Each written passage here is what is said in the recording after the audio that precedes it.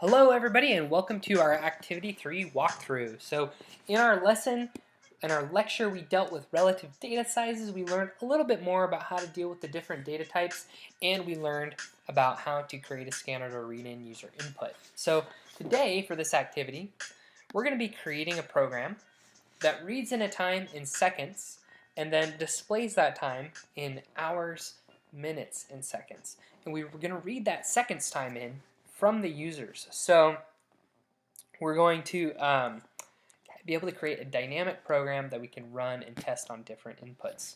So we're going to go down here to the instructions, create our new class. I already have my Java project for activity3 made from the lecture example. Excuse me, and then we're going to get started on working. This activity is a really fun one to do in class because people really rack their brains over it. It's a hard one. So I encourage you to hit pause on the activity walkthrough. Try it yourself first, and only hit play as you need help because it's really rewarding activity to get right and a really good activity to think about division and modulo and how you can use those to make really handy calculations. So without further ado, let's go ahead and get started. Go ahead and create my new class. Call it HMS, so for hours, minutes, seconds. Actually, I think we're supposed to call it convert to HMS.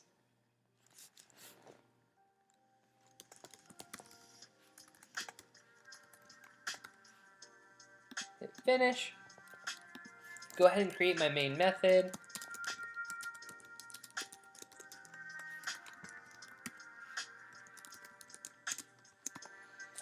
Alright, so the first thing we need to do is read in a value in seconds from the user. So the first thing I think of when I need to read in user input is I need to create a scanner.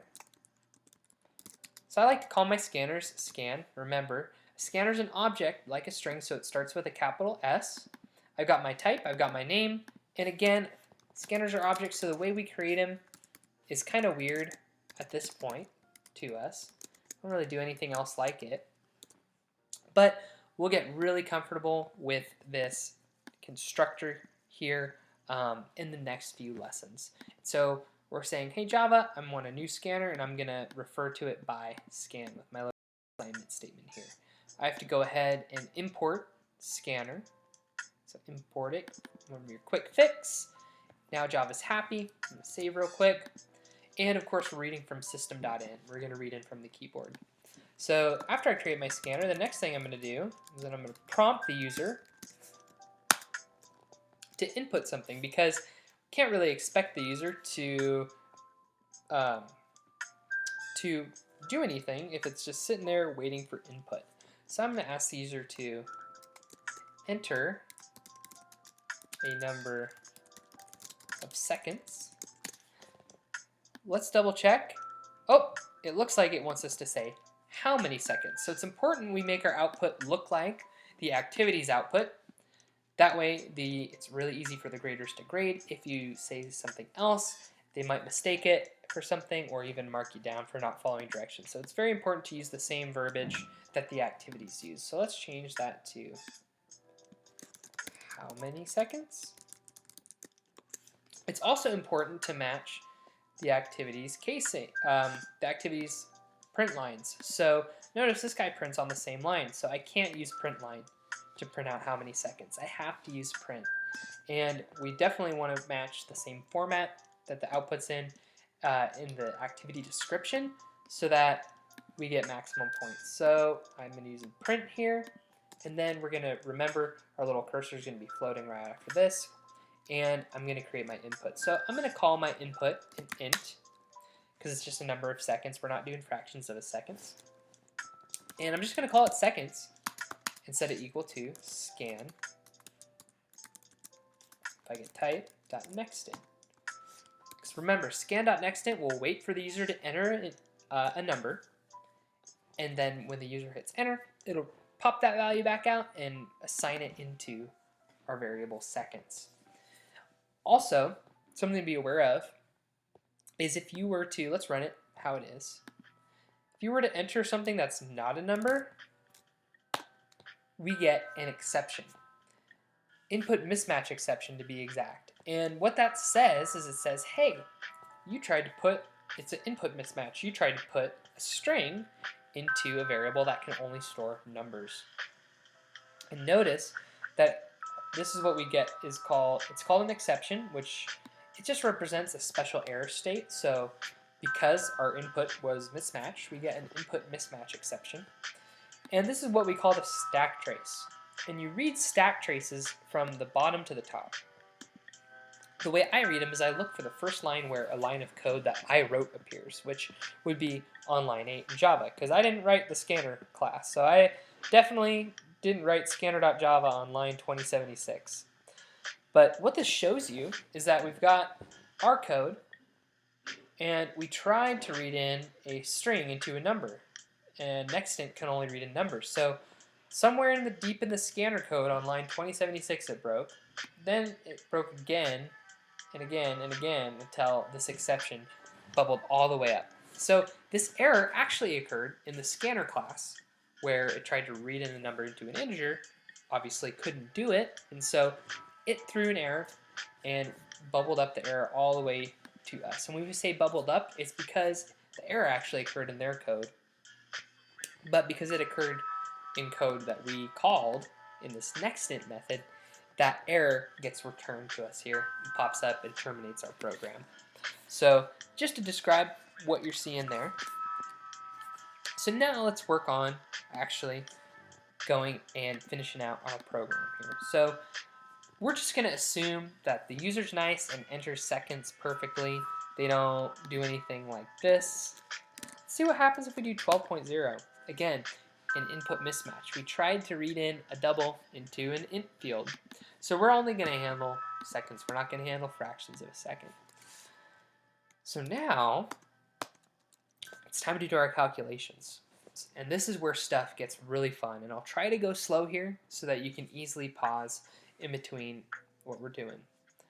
So we somehow need to turn this seconds value into hours, minutes, and seconds. So that to me sounds like three different variables. We've got a seconds variable that we read in. Then we've got the seconds we have to convert into. We've got minutes, and we've got hours. So each of those numbers, we're going to have to print out the end. So we need to store those each in their own variable so we can keep track of. Once we make the hours calculation, we need to save that value. And same thing with the minutes and seconds. After we calculate those, we need to save them so we can print them out like we see here in the activity description. So let's do hours first. We've got an int hours, because again, our hours are going to be whole numbers. Same with our minutes and our seconds, because we're breaking it down into the individual units of time, with seconds being the smallest unit we're going to use. So we're going to get whole numbers for everything because we entered a number of seconds. So we've got our hours here. How can we pull the number of hours? Oops, that was my notebook falling. How can we pull the number of hours out of the number of seconds? Well, we know there's 3,600 seconds in an hour. So if we just do int hours equals seconds divided by 3,600, that'll give us the number of seconds in hours. And so I'm also going to do this and just set these guys equal to 0 now.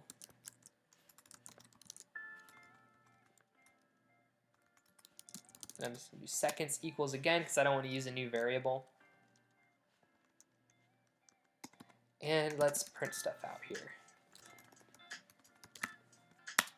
So I'm just kind of stubbing out. I would call this stubbing out our code, where we just set it equal to 0 just so we can get some output and see if our hours numbers are looking good. Because I like to test my program as I go, and I encourage you to do the same. So if you can just stub stuff out so that your program will run, maybe, of course, the minutes and seconds numbers won't be correct, but you can test the different values as you go. So let's print out and make sure we're matching. So we had our input value. So it looks like I'm going to have to say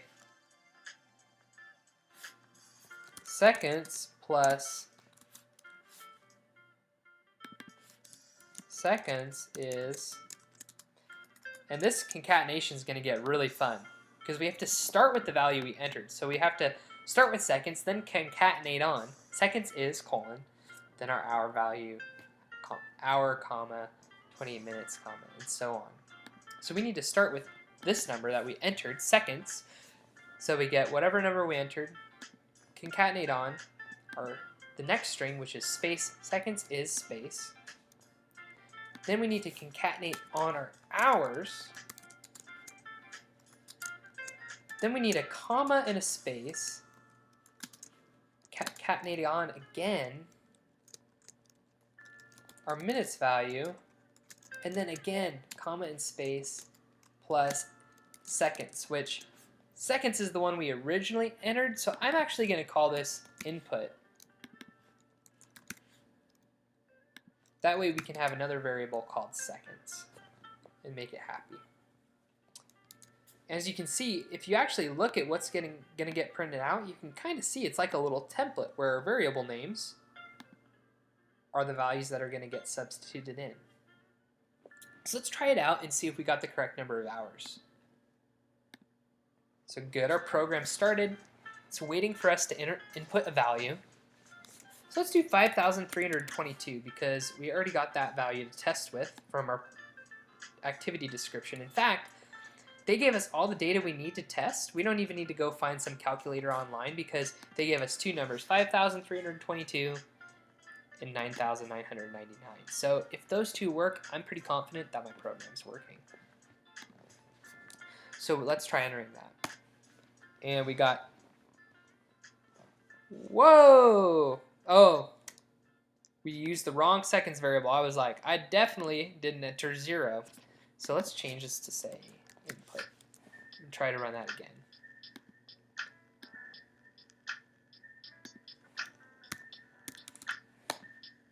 So 5,322 seconds is 1 hour, 0 minutes, and 0 seconds.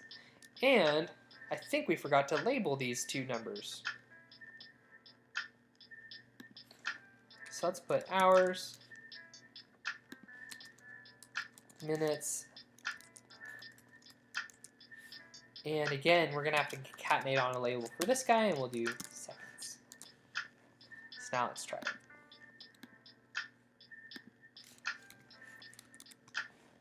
It's 1 hour, 0 minutes, 0 seconds. So now it looks just like that. It looks like we got 1 hour. Let's try 9,999 to see if we get 2 hours.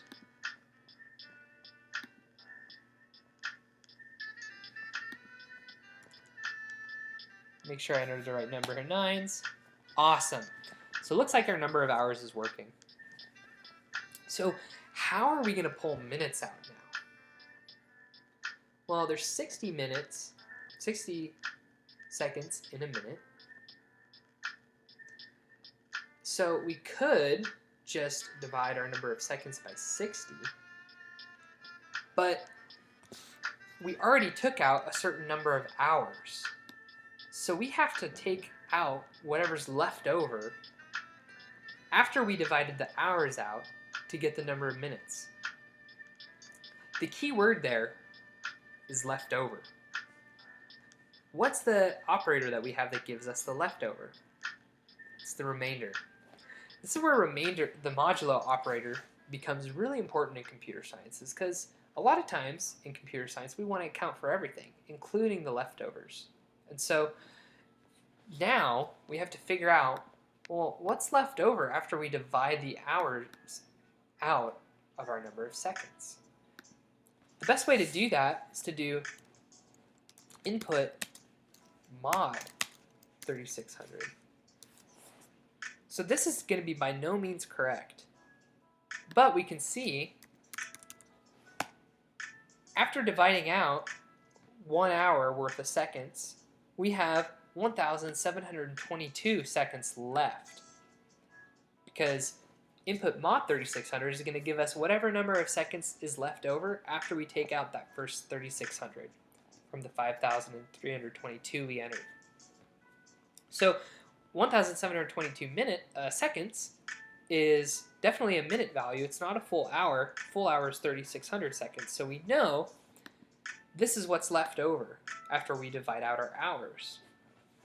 So we can definitely divide minutes out of that.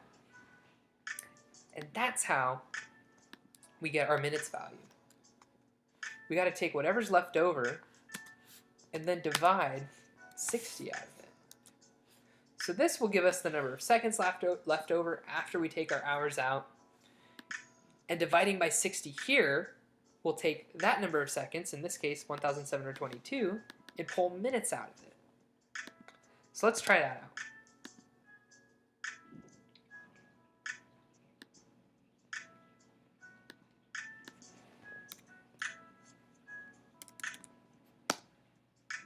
Nice, 28 minutes, just like we got here. Now one thing I will say about this is this is where parentheses get kind of nice, because even though this operation goes from left to right, and so we don't need any parentheses, modulo and division have the same precedence, it's nice to put parentheses around this just to kind of separate our thoughts and just think, okay, this is where we pull out the number of seconds that's left over after we take the hours out. It's very obvious. This is kind of separate from the division we do here. And for me at least, that's a lot more readable. You could totally leave this with no parentheses. I think it's very clean and efficient looking, but I like this just because it's a little easier to make sense of. And let's try this again with the 9,999 just to confirm that we're getting what's expected. We got 46 minutes here. Let's go take a look. Yep, 46 minutes. Now we've just got to find the remaining seconds. Now this is the part that people actually have the hardest time with. And once you see it, it's not so hard to see, but it's hard to figure out initially. So if we divided our hours out, then we found out what was left over of the seconds after we took the hours out and divided it by 60. But we know that after those minutes, there's 42 seconds left over in the case of 5,322. So how do we figure out what's left over after that? Well, we just take the leftovers and find the leftovers from that. So we divided minutes out of this seconds value, because that's the number of seconds left over, but what if we got the remainder? So the remainder seconds after we take our minutes out. Let's try that.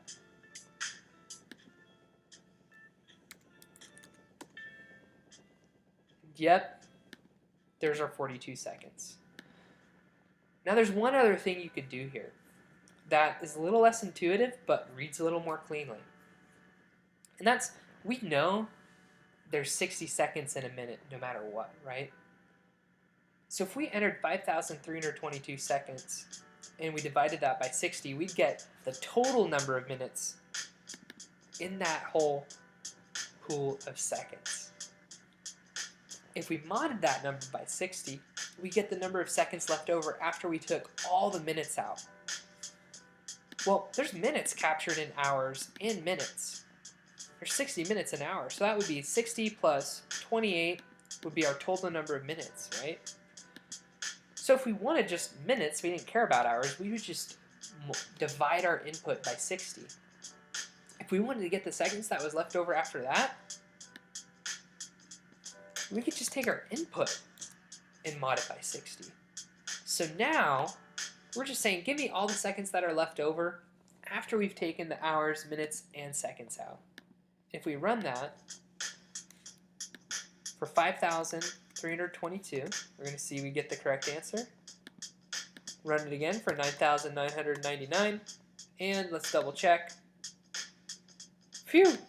We got the correct number of seconds. So this activity is all about the leftovers. It's all about doing the division, because that's the kind of math we've done growing up in school. I'm sure we've all done math problems like this in our algebra class, but usually we're just trying to find the number of hours in a certain number of seconds, or the number of minutes, and we're okay with having fractions.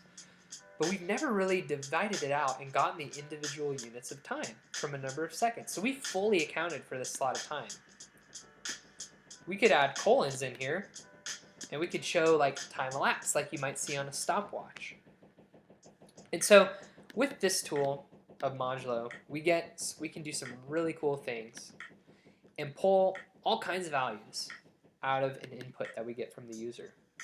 Now there's one other thing that I forgot to do, and I even forgot to do in my lecture. I actually always forget to do it.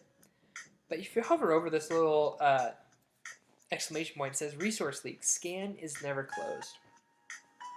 So resource leak happens when you have an object or some kind of entity you've created in a program and you're done using it, and you don't tell Java that you're done using it, because that thing sticks around in the computer's memory for the duration of your program. So this scan, even though we're done using it here, it doesn't just go away. It actually is taking up valuable space in Java's memory.